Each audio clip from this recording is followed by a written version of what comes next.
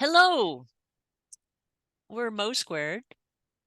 We are two coaches, both named Maureen, who like to give people tips on life choices and bits of advice about how you can deal with things that come up in your life. Not really advice, more storytelling and sharing from experience.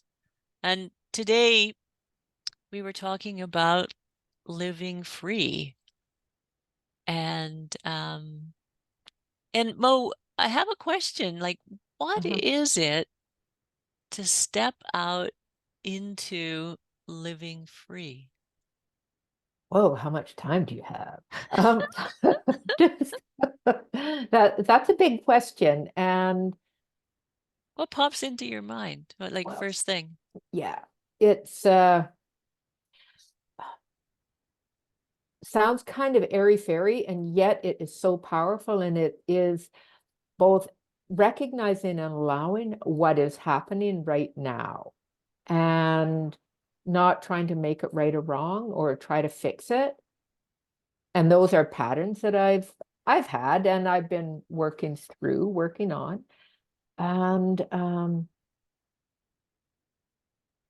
I had mentioned earlier the idea, of both not feeling suppressed. Like the other day I was driving to town and I was thinking, oh my gosh, I've lived my life fearful.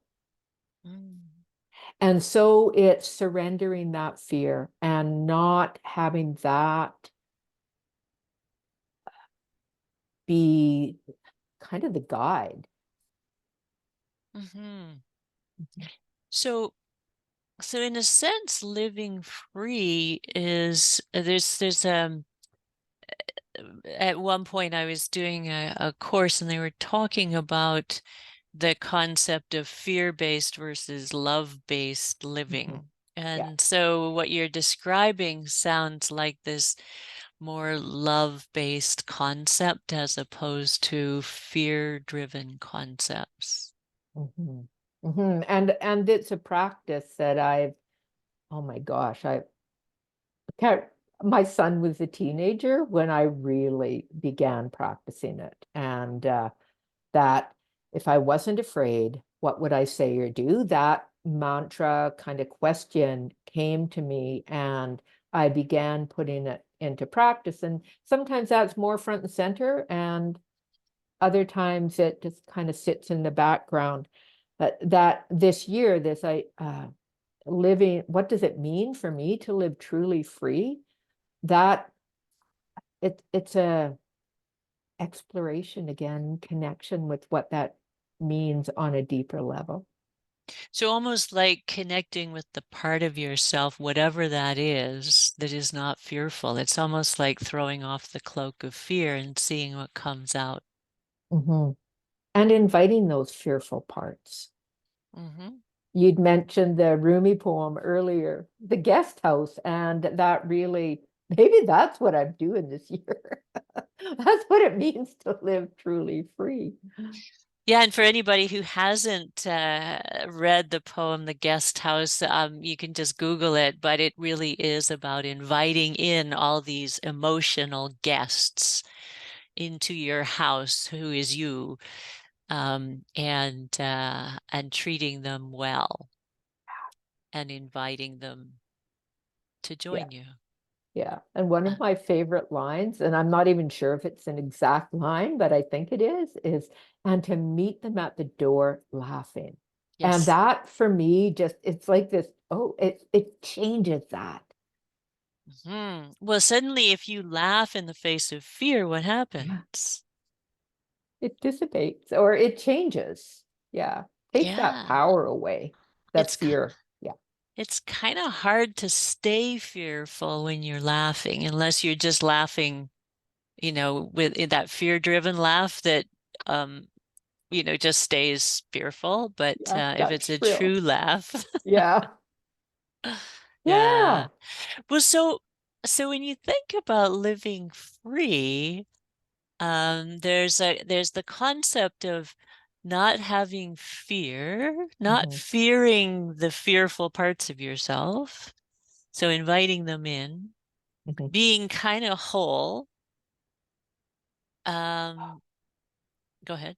Something came up. Yeah, and like having huge compassion, huge compassion. It Mm. takes a lot, I believe it takes a lot of courage, and courage also requires compassion Mm-hmm. Mm-hmm. because there's going to be, and there already has been discomfort, and so it's being compassionate, kind towards myself, like uber kind, because I have that really mean voice, like you should have known this, blah blah blah. And how could you be this old and not have got this yet? Or I um, mean, we all have those that yeah, voice, right? To a yeah, greater or lesser extent. yeah, Yeah. yeah, Yeah. yeah. So that compassion is really big. Yeah. Well, and the compassion can give you the confidence to have the courage, right? Exactly. And lots of times people think compassion is a cop out. It's like, but that's that voice that you were just talking about that sort of indicates that. But compassion is actually a pathway to dealing with your own fears and to living more truly as you want to, right? Yeah. So and it's also a pathway to courage. Mhm. Yeah. So just to keep this short, Yes. what's your next step today to living this path of freedom? Mm. My next step today is to, well, I'm gonna go make some breakfast. Just like on a So feed practical note yourself. to, yeah, nourish this brain and body. And I have a couple of appointments that are, scheduled, but then it's sitting again after breakfast and just going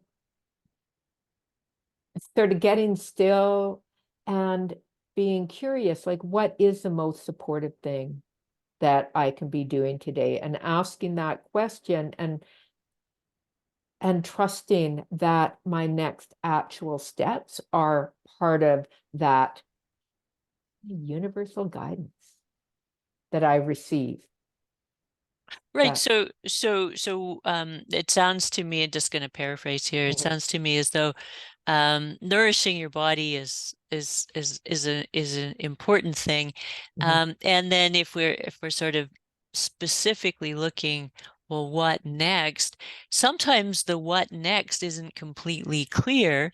Mhm. And so the path to that, the next step to that is to sit quietly and and do what sounds like a little bit of a meditation or a sort of present moment focus Mhm.